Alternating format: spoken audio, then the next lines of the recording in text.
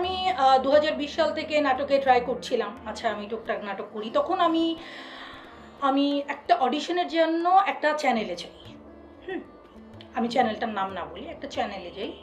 সেখানে আমি কয়েকবার অডিশন দিয়েছি। তো সেখানে আমি ফেল করেছি, আমাকে পরে আর ডাকা হয়নি। তো আমার যিনি গুরু, তার সাথে আমার সেখানে পরিচয় হয়।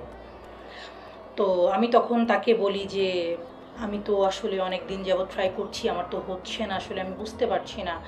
তখন আমি তাকে মানে ক্ষোভ প্রকাশ করে বলি যে এত বড় বড় অভিনেত্রীরা ভালো ভালো সিনেমা করছে, আমাদের নিয়ে কেন কাজ করছে না, আমরা কেন সুযোগ পাচ্ছি না, এটা আমি তাকে ক্ষোভের জায়গা থেকে বলি।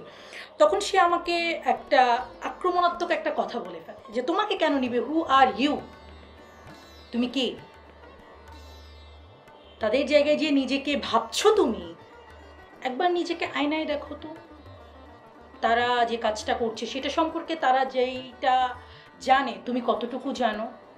সেই একটা কথা আমার মেন্টাল জায়গা একদম চেঞ্জ করে দেয়, এলোমেলো করে শুনতে দেয়। খারাপ কিন্তু অনেক বড় মানে বিষয়। খুবই বাজেভাবে সে আমাকে বলেছে যে তুমি কে ভাই, তুলনা করছো, তুমি কে।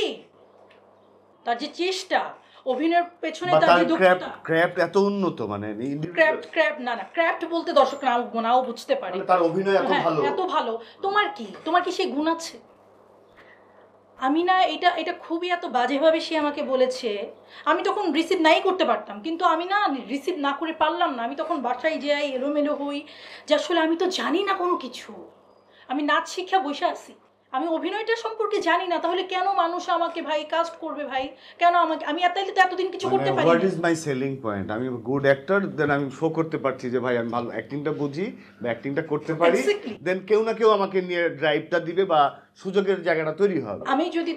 আমি যদি অভিনয়টা জানি, হ্যাঁ। আমি যদি 10টা ভালো কাজ করি, ভালো কাজ না, আপনি যদি ছোট ছোট ক্যারেক্টারও করেন, আপনি যদি ভালো অভিনয় করেন, আপনি 10জনকে শো আপ করতে পারবেন এই যে আমার অ্যাক্টিং, আমি এটা করেছি। এক্স্যাক্টলি। ওকে, দেন তখন আমি তাকে ফোন করলাম, যাকে আমি গুরু ভাবি। আমি বললাম যে ভাইয়া, আমি অভিনয়টা শিখতে চাই, আমাকে আপনি বলেন যে আমি কি করতে পারি। তখন সে আমাকে অনেক সাজেস্ট করে, এটা করো সেটা করো। তখন আমি আসলে অভিনয়টা শেখা শুরু করি। 1 বছর পুরো গ্যাপ দিই, 6 মাস। আমি কি 6 মাস। ডিফারেন্স লাগলো যে আগের এই মুশিকদার আর এখন কাজ জানার চেষ্টা করছে সেই দেখেন, মুশিকদার? মজার বিষয় হচ্ছে একটা, কি বলে, একটা মজার বিষয় যে আহ, মানুষ যত বেশি শিখবে তত বেশি জানবে এবং তত কম মানবে।